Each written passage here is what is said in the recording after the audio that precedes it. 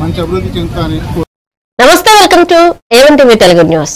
నెల్లూరు సంతపేటలో మంత్రి ఆనం రామనారాయణ రెడ్డి రికార్డు స్థాయిలో ఒకరోజు 100 మందికి సీఎం రిలీఫ్ ఫండ్ చెక్కులు పంపిణీ చేశారు. 83.34 లక్షల విలువైన ఈ చెక్కులు ఆత్మకూరు నియోజకవర్గంలోని బాధిత కుటుంబాలకు అందించారు. ఆసుపత్రుల పాలైన పేదలకు ఆర్థిక భరోసా ఇచ్చే ఏకైక ప్రభుత్వం కూటమి ప్రభుత్వమని ఆయన అన్నారు.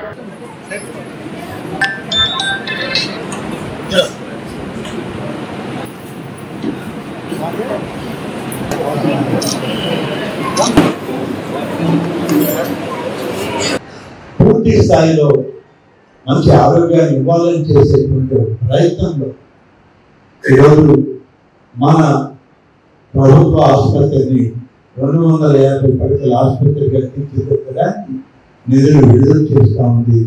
అలాగే టెండర్లు పిలిచి కొత్త భవనాలు పూర్తి కాగానే మిగిలినటువంటి ఈ యొక్క 150 పడకలను కూడా ఏర్పాటు చేయడం జరుగుతుంది. ఇది ఆత్మకూరు.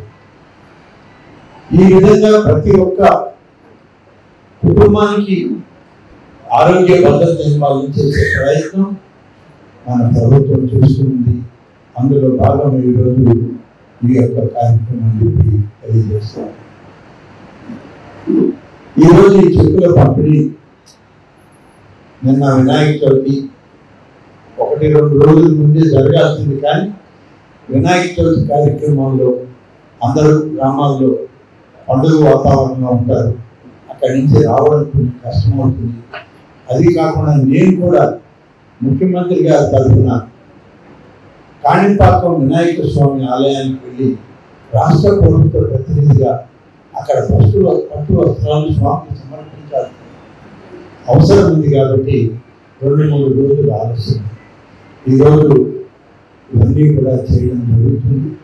కాబట్టి నేను ఆత్మకూరు నియోజకవర్గ ప్రజలందరికీ మంచి ఆరోగ్యం ఉండాలి, ఆరోగ్య భద్రతను ఇచ్చే దానిలో రాష్ట్ర ప్రభుత్వం ఇప్పుడు ముఖ్యమంత్రి గారి ఆదేశాలు మనం పాటిస్తూ వస్తాము.